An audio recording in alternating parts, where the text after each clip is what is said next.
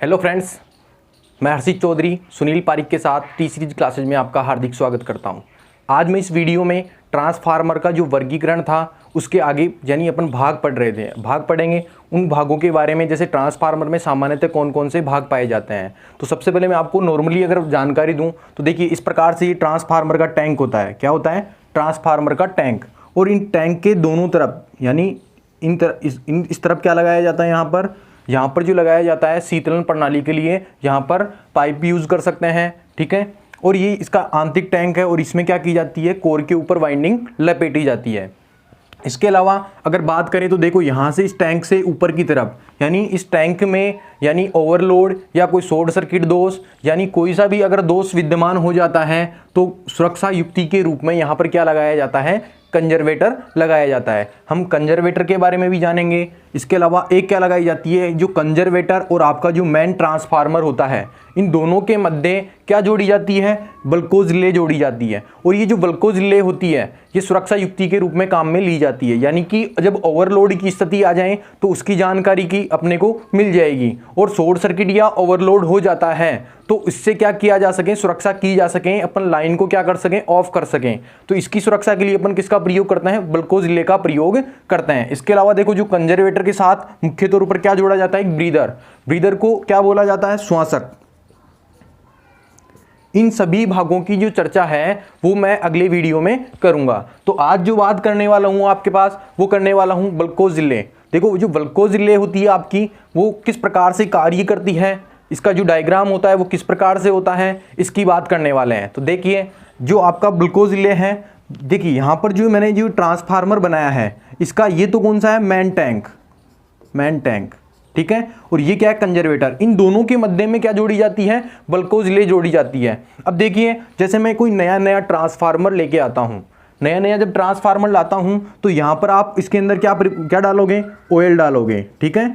Oil डालोगे तो यहाँ से कुछ वायु यानी इसके अंदर कुछ क्या रहती है? वायु रहती है। और वो वायु कहाँ पहुँच जाती है? इसके माध्यम से कंजर्वेटर में पहुँच जाती है। अब देखिए, कंजर्वेटर में पहुँचने से पहले वो किस में जाती है? आपके बल्कोज रिले में जाती है। तो नया जब ट्रांसफार्मर लाते हैं तब भी आपकी बल्कोज रिले है वो क्या हो जाती है? ऑपरेट हो जाती है। वो ऑपरेट कैसे होती है देखते हैं। देखिए, यहाँ से जो मेन टैंक है आपका, ये फ्रॉम मेन टैंक ट्रांसफार्मर यानी ट्रांसफार्मर का जो मेन टैंक है उसकी नलिका है। इस नलिका यानी ये वाली जो नलिका है, इस नलिका से किस में आएगा आप? बल्कोज रिले में। यानी यहाँ से जो गैस आएगी वो गैस इसके पास, अब देखिए जो गैस होती है वो बाहर में क्या होती है? हल्की होती है। तो गैस ऊपर की तरफ जाएगी और जो तेल होता है वो कैसा होता है? भारी। तो तेल कैसे रहेगा? नीचे की तरफ रहेगा। तो यहाँ पर जो गैस है ऊपर की तरफ जाएगी तो यहाँ पर क्या होगा? ये जो यहाँ पर ये फ्लोट दिया गया है, यहाँ पर गैस का आयतन बढ़ने से, यहाँ गैस आयतन बढ़ेगा तो ऊपर से इसको क्या लगाएगा? यहाँ पर धक्का लगाएगा। इस फ्लोट को क्या लगाएगा? ये जो फ्लोट है ये नीचे की तरफ आएगा। और ये जब फ्लोट नीचे की तरफ आता है तो ये जो इसका जो फ्लोट दिया गया है इसके अंदर क्या भरी गई है? आपकी मरकरी भरी गई है, ठीक है। इस स्विच को किस नाम से जाना जाता है? मरकरी स्विच के नाम से जाना जाता है। और जैसे ही देखिए मरकरी जो होती है यहाँ पर भरी हुई है, अब जैसे ये नीचे आएगा तो लेवल के अंदर आ जाएगा। और आपका जो ये वाला जो तार है, ये वाला जो तार अगर यहाँ पर है तो ये दोनों जो तार हैं वो किसके संपर्क में आ जाते हैं? मरकरी के संपर्क में आ जाते हैं। और मरकरी आप जानते हो, मरकरी क्या होता है? चालक होता है यानी कंडक्टर होता है। और वो भी किस अवस्था में पाया जाता है? द्रव अवस्था के अंदर पाया जाता है। अब देखिए, यहाँ पर आप ये मरकरी के द्वारा शॉर्ट कर दोगे तो देखिए क्या होगा? यहाँ से देखिए, एक यहाँ से जो प्लस आ रहा है बैटरी का वो यहाँ से किसके अंदर आ रहा है? इस वाले यहाँ पर इस कॉन्टैक्टर पे आ रहा है। और यहाँ से देखिए, अब जब सर्किट पूरा हो जाएगा तो प्लस यहाँ से होकर यहाँ पर पहुंच जाएगा। और नेगेटिव जो सिरा है वो नेगेटिव सिरा इससे इस तरफ अलार्म की तरफ आ जाएगा। यानी जो अलार्म है उसकी दोनों ही सिरों पर एक तरफ प्लस और एक तरफ क्या मिल जाएगा? माइनस। तो आपका अलार्म है वो क्या करने लग जाएगा? कार्य करने लग जाएगा। यानी कि जब मैं नया अगर ट्रांसफार्मर लाता हूं तो भी आपका जो ये अलार्म है या जो बल्कोज रिले है वो क्या हो जाती है? आपकी ऑपरेट हो जाती है। अगर मान लीजिए नई नहीं है, आपने यूज लिया है, अब यूज करने के बाद ये किस प्रकार से ऑपरेट होगी वो देखते हैं। अगर मान ले मैं बात कर लूं ओवरलोड की, सबसे पहले बात कर लेते हैं ओवरलोड की।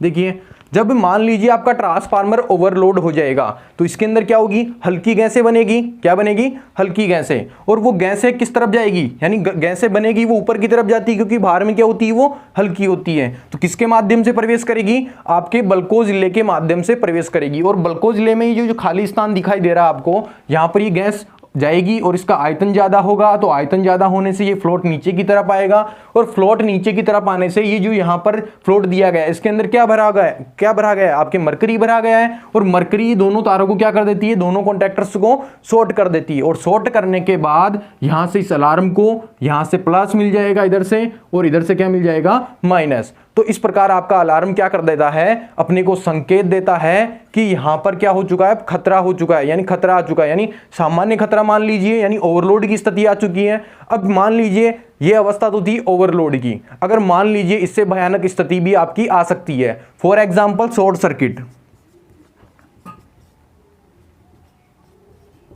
देखिए जो शॉर्ट सर्किट होता है, जब शॉर्ट सर्किट हो जाएगा तो करंट का मान, देखो ओवरलोड में करंट का मान बढ़ता है, उच्च होता है, लेकिन जो शॉर्ट सर्किट है, शॉर्ट सर्किट के अंदर आपकी जो करंट है वो बहुत ही उच्च, यानी अनंत की ओर पहुंच जाती है। और करंट इतनी उच्च पहुंच जाती है कि ट्रांसफार्मर जो ऑयल होता है, ये जो आपको ऑयल होगा वो कितने डिग्री सेंटीग्रेड, लगभग 100 डिग्री सेंटीग्रेड से भी ज्यादा तापमान पर उबलने लग जाता है। और वो उबलेगा तो देखो अपने को सामान्य संकेत तो अलार्म के द्वारा मिल चुका है, ठीक है। लेकिन अब मान लीजिए उबलेगा तो यहां से उबलता हुआ इसके ऊपर प्रेशर से जाएगा, उबलता हुआ क्या जाता है, इसके ऊपर, प्रेशर के ऊपर। देखिए ये सामने जो दिखाई दे रहा है आपको, ये प्रेशर के ऊपर यहां पर जाएगा, उबलेगा तो देखो ऊपर की तरफ जाएगा, प्रेशर की तरफ, प्रेशर से यानी फैलता है।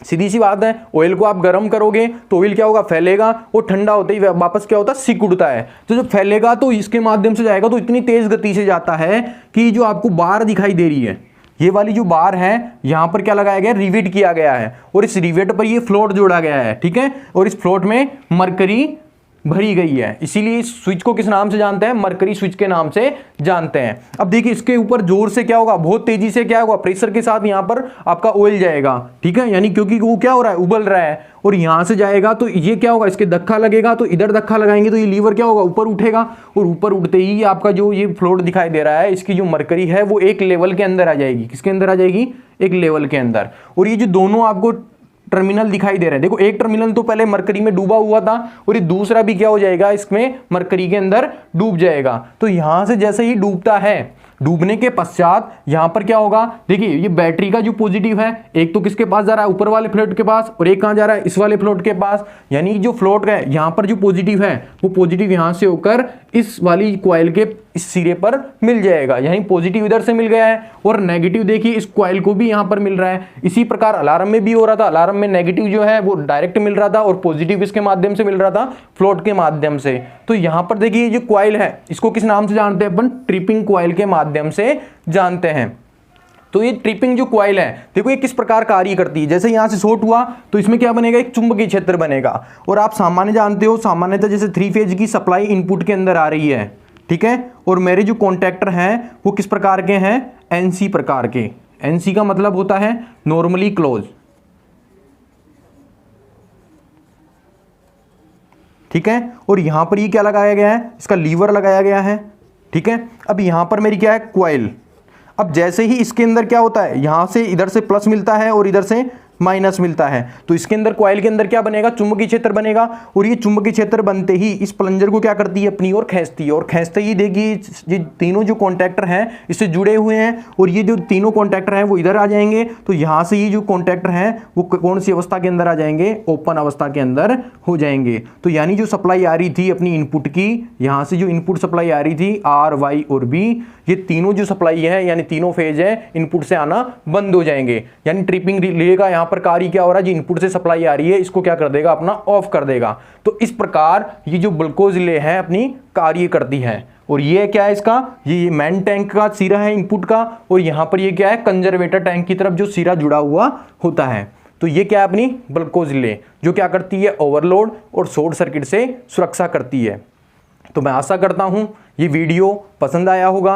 अगर ये वीडियो आपको पसंद आया है तो हमारे इस वीडियो को लाइक कीजिए, शेयर कीजिए और हमारे इस चैनल को सब्सक्राइब कीजिए। Thank you guys.